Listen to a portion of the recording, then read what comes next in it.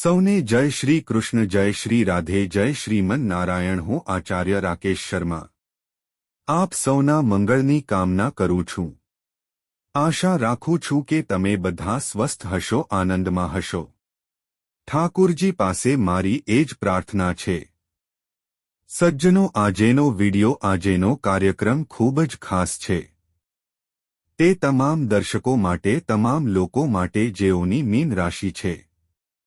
આજેનો video mean રાશિવાળાઓ માટે એટલો ખાસ રહેશે કારણ કે આજેના વિડિયોમાં આપણે વાત કરવાની છે મે મહિનાના રાશિફળ વિશે। મેનો મહિનો કયો ફેરફાર લઈને આવી રહ્યો છે મીન રાશિવાળાઓ માટે। ખૂબ ધ્યાનથી સાંભળજો। સામે તમારો ચાર્ટ આગળ લગેલો છે। મીન રાશિ ચાર્ટ તરફ જુઓ અને સૌથી પહેલા આપણે જાણીશું કે કયો ગ્રહ કયા ભાવમાં ગોચર કરી રહ્યો છે કારણ કે ફેરફાર તો લઈને આવી રહ્યો છે। મેનો મહિનો જુઓ। મીન રાશિ તમારી કુંડળીના ફર્સ્ટ હાઉસમાં એટલે કે કુંડળીના પહેલા ઘરમાં લગ્નમાં શનિ અને મંગળ એક સાથે ગોચર કરી રહ્યા છે। ખૂબ ધ્યાનથી સાંભળજો। સૂર્ય અને બુધ કુંડળીના એક સાથે બીજા ભાવમાં ગોચર કરી રહ્યા છે એટલે કે ધન ભાવમાં સેકન્ડ હાઉસમાં શુક્ર તમારી કુંડળીના ત્રીજા ઘરમાં થર્ડ હાઉસમાં ગોચર કરી રહ્યા છે। દેવગુરુ બૃહસ્પતિ તમારી કુંડળીના ફોર્થ હાઉસમાં ગોચર કરી રહ્યા છે। કેતુ તમારી કુંડળીના છઠ્ઠા ઘરમાં ગોચર કરી રહ્યા છે અને રાહુ તમારી કુંડળીના 1-2th હાઉસમાં એટલે કે 12મા ઘરમાં ગોચર કરી રહ્યા છે। ઓવરઓલ ગ્રહોની સ્થિતિ છે। જુઓ, સૌથી પહેલા આપણે વાત કરી લઈએ કે આરોગ્ય કેવું રહેશે મીન રાશિવાળાઓનું। જુઓ, અત્યાર સુધી આરોગ્યમાં ઉતારચઢાવ ચાલી રહ્યા છે। આરોગ્યમાં ઉતારચઢાવ મીન રાશિના ચાલી રહ્યા છે। જે પણ ઉતારચઢાવ ચાલી રહ્યા છે, જે પણ સમસ્યાઓ ચાલી રહી છે, હવે તમે જોશો તમને રાહત મળશે। શરીરમાં કોઈ પણ પ્રકારનો દુખાવો થવો, કમરમાં દુખાવો થવો, પેટ સંબંધિત બીમારીઓ, માનસિક સ્ટ્રેસ, તણાવ, ક્રોધનું વધવું, સ્ટ્રેસ વધવું આ ક્યાંક ને ક્યાંક ખતમ થશે કારણ કે ત્યાંના સ્વામી દેવગુરુ બૃહસ્પતિ કેન્દ્રમાં બેઠા છે। ખૂબ ધ્યાનથી સાંભળજો। કુંડળીનો ફર્સ્ટ હાઉસ પ્રતિનિધિત્વ કરે છે આરોગ્યનું અને અહીંના જે ઇષ્ટ છે એટલે કે અહીંના જે તમારા જ રાશિના સ્વામી છે, લગ્નના અને તમારા તો રાશિના પણ સ્વામી છે। દેવગુરુ બૃહસ્પતિ ચતુર્થ ભાવમાં ગોચર કરી રહ્યા છે। આ કેન્દ્રનું સ્થાન છે। કેન્દ્રના સ્થાનમાં જ્યારે પણ દેવગુરુ બૃહસ્પતિ ગોચર કરે છે તો કુંડળીના 90% દોષોને ખતમ કરી દે છે કારણ કે આ કેન્દ્રનો ભાવ છે અને દેવગુરુ બૃહસ્પતિનું ત્યાં બેસવું ક્યાંક ને ક્યાંક એક ભાગ્યશાળી સમય પણ લઈને આવી રહ્યું છે। તેના વિશે હું થોડા સમય પછી વાત કરનાર છું, પરંતુ સાથે સાથે શનિ અને મંગળ પણ લગ્નમાં બેઠા છે।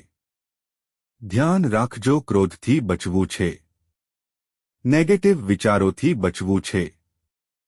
ક્યાંક ને ક્યાંક આ સમયમાં જો તમને ક્રોધ વધુ આવી રહ્યો છે તો તેનો ક્યાંક ને ક્યાંક ત્યાગ કરો।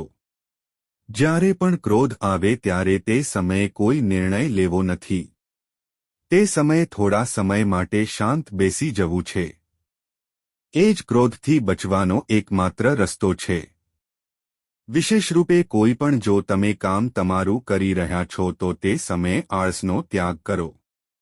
વિશેષ રૂપે જો કે પ્રોપર્ટી અને જમીન મકાનનો આ સમયમાં લાભનો ખૂબ સારો યોગ મીન રાશિવાળાઓ માટે બની રહ્યો છે।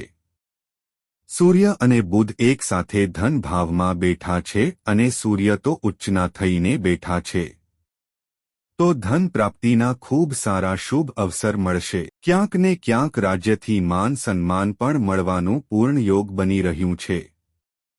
ક્યાંક ને ક્યાંક રાજકીય અધિકારીઓ સાથે મેળ મિલાપ વધશે। રાજકારણના ક્ષેત્રમાં ઉન્નતિ થશે। શિક્ષણના ક્ષેત્રમાં જે વિદ્યાર્થીઓ પ્રયત્ન કરી રહ્યા છે તેમને સારી નોકરી, સારું વ્યવસાય, ક્યાંક ને ક્યાંક વધારો થવાના ખૂબ સારા યોગ બની રહ્યા છે। ક્યાંક ને ક્યાંક પ્રમોશન કોઈ અટકેલું હતું તો પ્રમોશનને લઈને પણ સારા યોગ અહીં બનતા દેખાઈ રહ્યા છે મીન રાશિવાળાઓ માટે। જુઓ આ સાથે સાથે ધન પ્રાપ્તિના ખૂબ સારા સંકેતો છે। અત્યાર સુધી પૈસા આવી રહ્યા હતા પરંતુ બચત થઈ રહી નહોતી। હવે પૈસા પણ આવશે અને તેના સાથે સાથે બચત પણ ક્યાંક ને ક્યાંક થતી દેખાશે। પરિવારમાં ક્યાંક ને ક્યાંક સારો માહોલ રહેશે। આધ્યાત્મિક યાત્રાઓ સાથે તમે જોડાઈ શકો છો। આ સાથે સાથે શુક્ર તમારી કુંડળીના ત્રીજા ઘરમાં ગોચર કરી રહ્યા છે। પરાક્રમમાં વધારો કરાવે છે। આત્મવિશ્વાસથી ભરપૂર બનાવે છે। મિત્રોના ભાઈઓના આ સમયમાં સંપૂર્ણ સહયોગ મળે છે કારણ કે સ્વગ્રહી પણ છે શુક્ર પોતાની જ રાશિમાં બેઠા છે તો આ ખાસ કરીને સારી ભૂમિકાઓ નિભાવશે। દેવગુરુ બૃહસ્પતિની વાત કરીએ તો દેવગુરુ બૃહસ્પતિ કુંડળીના ચતુર્થ ભાવમાં બેઠા છે। ફોર્થ હાઉસમાં ગાડી, ઘોડા, મકાન, જમીન, જાયદાદ, માતૃસ્થાન સુખ। સુખમાં વૃદ્ધિના સારા યોગ।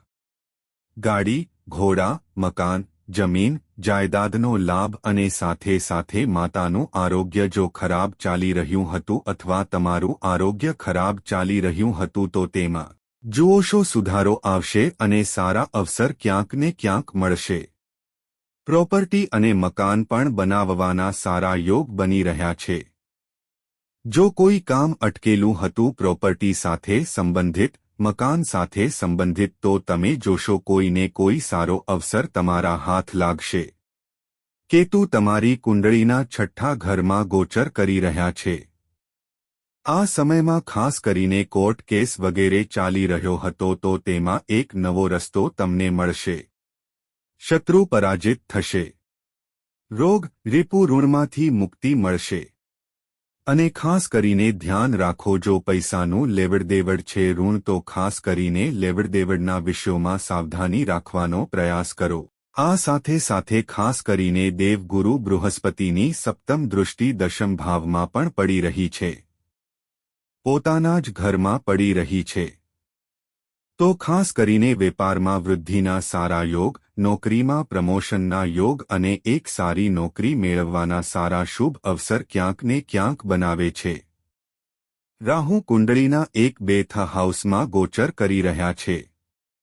રાહુ જ્યારે પણ કુંડળીના 12મા ઘરમાં જાય છે તે વિદેશી યાત્રાઓ કરાવે છે। વિદેશ સાથે સંબંધિત કેટલીક મુશ્કેલીઓ જરૂર થોડી ઘણી આવે છે પરંતુ યાત્રાઓ થાય છે। વ્યક્તિ ભલે તે કામના સંબંધમાં હોય, ભલે તે અથવા પ્રવાસના સંબંધમાં હોય, ભલે તે વેપાર અથવા નોકરી સાથે સંબંધિત હોય, વ્યક્તિ તેમાં સફળતા પ્રાપ્ત કરે છે। યાત્રાઓ કરે છે। બહારના દેશોના સંપર્કોમાં રહે છે। ક્યાંક ને ક્યાંક આ સાથે સાથે ખાસ કરીને આ 4 વાતો જે હું કહી રહ્યો છું મીન રાશિ કારણ કે હું દરેક વિડીયોમાં આ કહું છું કારણ કે આ ખૂબ જ સારી માહિતી છે। સૌથી પહેલી માહિતી આ છે કે તમે તમારી કુંડળી કાઢો। જો તમારી કુંડળી છે તો સૌથી પહેલા જુઓ કે તમારી કુંડળીમાં ગુરુ રાહુ એક સાથે તો નથી બેઠા કારણ કે આ ગુરુ ચંડાલ દોષનું નિર્માણ કરે છે। બીજું આ જુઓ કે તમારી કુંડળીમાં ચંદ્રમાં રાહુ એક સાથે તો નથી બેઠા કારણ કે આ ચંદ્ર ગ્રહણ દોષનું નિર્માણ કરે છે। ત્રીજું આ જુઓ કે તમારી કુંડળીમાં સૂર્ય રાહુ એક સાથે તો નથી બેઠા કારણ કે આ સૂર્ય ગ્રહણ દોષનું નિર્માણ કરે છે। અને ચોથું આ જુઓ કે રાહુ કેતુના એક તરફ જ્યારે બધા ગ્રહ કુંડળીમાં વિદાન થઈ જાય છે તો આવી સ્થિતિમાં પૂર્ણ કાળસર્પ દોષનું નિર્માણ થાય છે। આ ચારેય દોષોમાંથી એક પણ દોષ જો તમારી કુંડળીમાં બની રહ્યો છે તો તેની વિધિ વિધાથી પૂજા જરૂર કરાવો। આ પૂજા જીવનમાં એક જ વાર કરાવવામાં આવે છે અને આ દોષોની પૂજા કરાવ્યા પછી જીવનમાં આપોઆપ ભાગ્ય પરિવર્તન થાય છે કારણ કે આ દોષોના કારણે જીવનમાં અકસંકટ અને સંઘર્ષ ઉત્પન્ન થતો રહે છે। પછી વ્યક્તિ વિચારે છે હું મહેનત કરી રહ્યો છું, પરિશ્રમ કરી રહ્યો છું, પરંતુ મને સફળતા કેમ નથી મળી રહી? કારણ કે ક્યાંક ને ક્યાંક આ દોષોથી સંબંધિત અથવા તો તમને માહિતી નથી હોતી. ધ્યાન રાખો. 2 ઉપાય મીન રાશિવાળા જરૂર અનુસરો. શનિનો સેકન્ડ ફેસ દ્વિતીય ચરણ પણ ચાલી રહ્યો છે.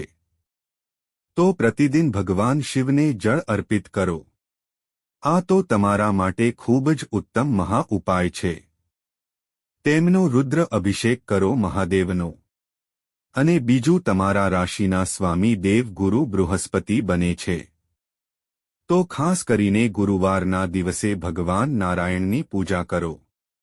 તેમને પીળું પુષ્પ ચઢાવો અને કોઈ સાધુ મહાત્મા સંત ફકીર મળે તો તેમને ભોજન પણ તમને કરાવવું જોઈએ. ગાયને ભોજન કરાવવું જોઈએ.